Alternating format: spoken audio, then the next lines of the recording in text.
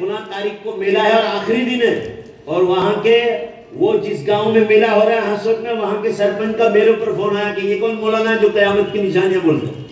تو ان کا فون آیا کہ یہ مولانا یہ خلیل صاحب ہیں. تو میرے اوپر فون آیا کہ آپ کو اس تاریخ کو آنا ہے.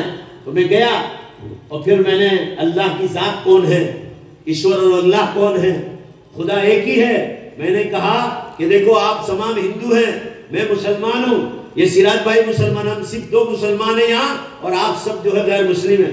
میرا شریر، میرا بدن اور آپ ہندوؤں کا بدن ایک ہی قسم کا ہے. میری 10 انگلیاں ہاتھ کی، پاؤں کی بھی 10 انگلیاں، میرا 1 ناک تمہارا بھی 1 ناک، میرے 2 کان تمہارے بھی 2 کان، میری 2 آنکھ تمہاری بھی 2 آنکھ، میرے بھی 2 بھیجے ہیں چھوٹا بڑا، میرے 32 دانت تمہارے بھی 32 دانت، زبان ایک، بدن کا ہر حصہ ایک ہے. میں نے کہا تمہارے شریر کا ہر حصہ میرے حصے میرے بدن کے حصے جیسا ہے، اور میرے بدن کے حصے تمہارے بدن کے حصے جیسے، دونوں ایک سمان ہیں.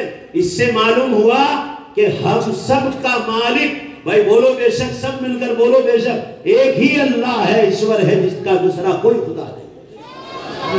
انہوں نے سب نے تالیاں بجائی. ان کو معلوم ہوا، کبھی انہوں نے ان کے مہاراج سے ایسی بات سنی نہیں ہوئی. میں نے کہا دنیا کا کوئی بھی انسان دیکھ لو، بدن کے لحاظ سے سب برابر.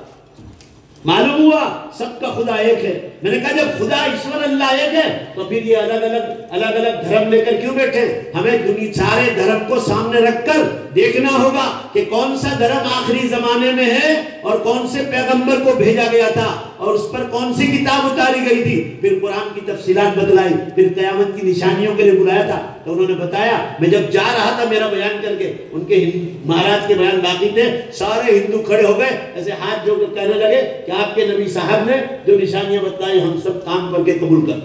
سب کھڑے ہو گئے، میں بیچ میں سے جا رہا.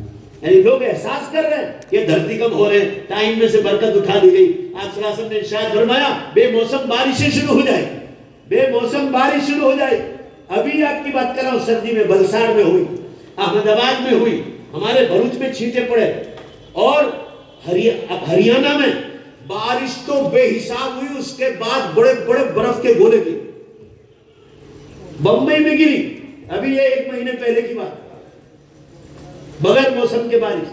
گزشتہ سال میں گنگا پور سٹی میں تھا راجستھان. اللہ گواہ ہے مسلمانوں، ظہر کی نماز ایک کھلی جھونپڑی میں پڑی، اتنی سخت گرمی، 50 ڈگری بتلا. میں تو لال ہو گیا تھا ٹماٹر کی طرح. ہم نے گجرات میں کبھی 50 ڈگری دیکھی نہیں. بہت مشکل سے وضو کیا اور میں نے اور ڈرائیور نے نماز پڑھی. ہمیں اور آگے 50 کلومیٹر جانا تھا. عصر کے بعد جب ٹھنڈک ہونے لگی، ڈگری کم ہو گئی، تو 45 ڈگری کم از کم ہوگی میرے خیال سے. اور جو مسلمانوں دھوم مار بارش ہوئی، 45 ڈگری گرمی میں بارش. ایک ایپ ہے آپ کے موبائل میں، رین وداؤٹ سیزن، بارش بغیر موسم کی، وہ بھی اندر ایپ ہے، وہ ڈاؤن لوڈ کرنا پڑے گی آپ کو. تو وہ بتلائے گا کہ دنیا میں کہاں کہاں بغیر موسم کے بارشیں ہوئی. آپ صلی اللہ علیہ وسلم نے فرمایا جب اللہ تعالیٰ ناراض ہوتے ہیں بندوں سے تو بے موسم بارشیں. ابھی اللہ تعالیٰ